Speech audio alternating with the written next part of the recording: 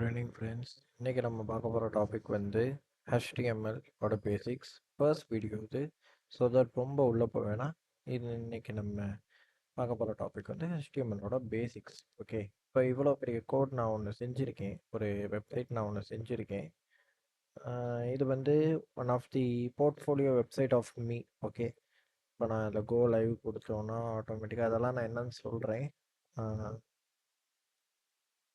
இது ஜஸ்ட்டு எனக்கு தெரிஞ்ச ஐடியா, என்னோட க்ரியேட்டிவ்னஸ் வச்சு நான் அதை ஒன்று ரெடி பண்ணியிருக்கேன். எப்படி இருக்குன்னு கமெண்ட்ஸில் சொல்லுங்கள். ஜஸ்ட்டு ஒரு ஹோம் பேஜ் மட்டும் பண்ணியிருக்கேன். இது மாதிரி ஒரு அட்ராக்டிவான, ஒரு இன்ட்ராக்டிவான ஒரு போர்ட்ஃபோலியோ இல்லைனா ஒரு HTML ஃபைல் நம்மளுக்கு பண்ணணும்னா, ஒரு வெப்சைட் நம்மளுக்கு பண்ணணும்னா அதுக்கு தேவையானது HTML ஃபைல் தான். ஓகே, இனியா எல்லாருக்கும் ஹாய் சொல்லு.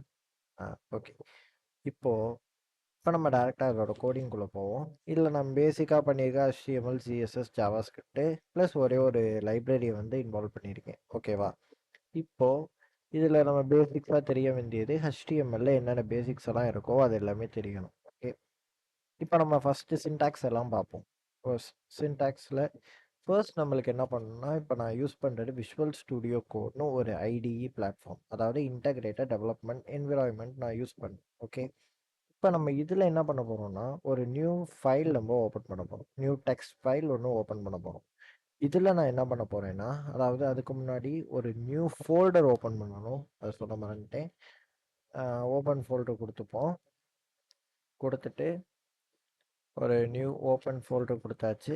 இதுலேருந்தே நம்ம ஒரு நியூ ஃபோல்டரை கிளிக் பண்ணணும், ஆட்டோமேட்டிக்காக கிளிக் ஆயிரும். இல்லைனா நம்ம டெஸ்க்டாப்குள்ளே போயிட்டு நம்ம ஆட்டோமேட்டிக்காக நம்ம ஃபோல்டரை வந்து க்ரியேட் பண்ணிக்கலாம். ஓகே, இப்போ இந்த நியூ ஃபோல்டரில் நான் வந்து விடியல்னு கொடுக்குறேன். ஆல்ரெடி இருக்குன்னு நினைக்கிறேன் ஒரு ஃபோல்டர். இல்லை, ஓகே, நைஸ். இப்போது செலக்ட் ஃபோல்டர் கொடுத்துட்டேன்னா விடியல்ங்கிற அந்த ஃபோல்டரில் இருக்கிற எல்லாமே இங்கே வந்து ஷோ ஆக ஆரம்பிச்சோம்.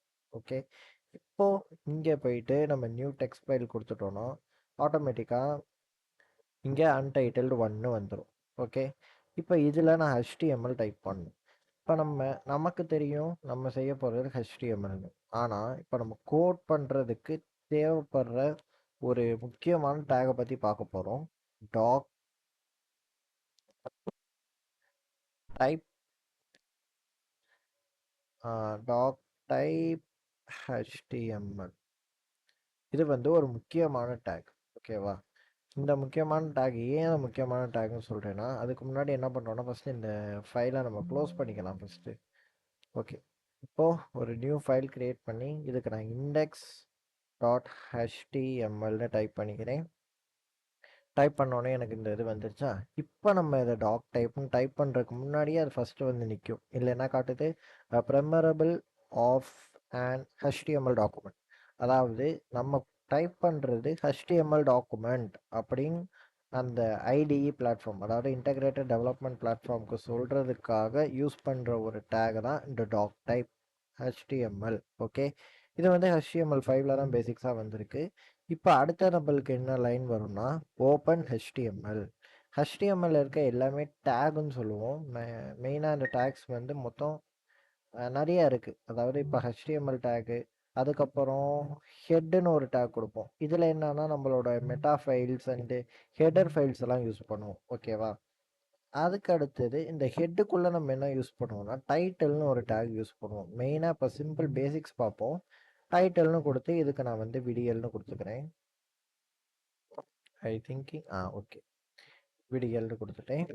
இப்போ அந்த ஹெட்டை நம்ம அது க்ளோஸ் ஹெட்னு சொல்லுவோம். அதாவது இந்த டேக் இருக்குல்ல, இந்த ஓப்பன் HTML, அது ஏன் நான் ஓப்பன் HTML சொல்கிறேன்னா இங்கே ஸ்லாஷ் இருக்குது, ஸ்லாஷ் இல்லை HTML சொல்கிறோம்.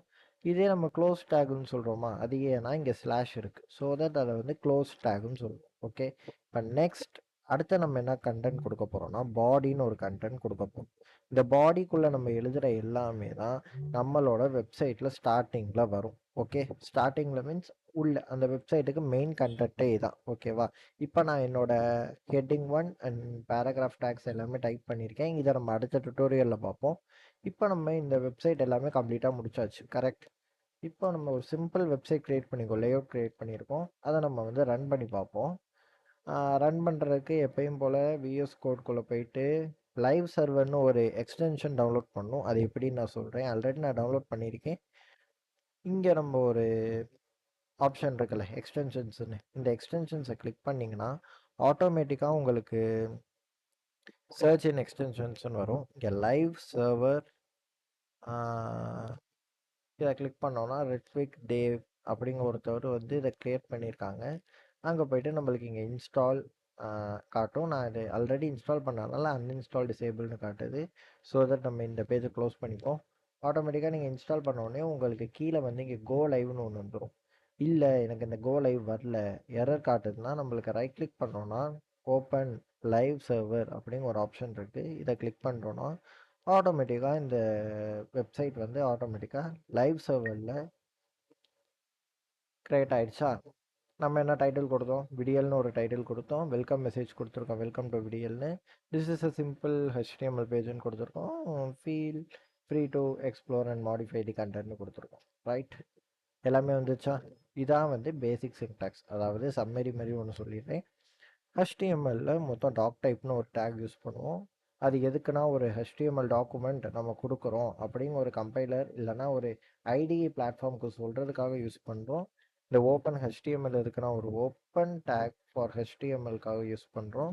இது வந்து ஹெட்டு டேக் நம்ம எதுக்கு யூஸ் பண்ணுறோன்னா ஒரு ஹெட்டர் ஃபைல்ஸ் ஆஃப் வெப்சைட்டுன்னு சொல்லுவோம். அதாவது ஒரு கம்ப்யூட்டர்னு நம்ம எடுத்துக்கிட்டாலே அதுக்கு ஹெட்டர் ஃபைல்ஸ் நிறையா இருக்குது. வெப்சைட்டு, ஆப் டெவலப்மெண்ட் எல்லாத்துலேயுமே ஹெட்டர் ஃபைல்ஸ் இருக்கும். அதுக்கு தகுந்தாப்பில் நான் இங்கே டைட்டில்னு ஒன்று ஓப்பன் பண்ணிக்கேன். இது எதுக்குன்னா நம்ம டைட்டிலை பற்றி சொல்லுவோம்.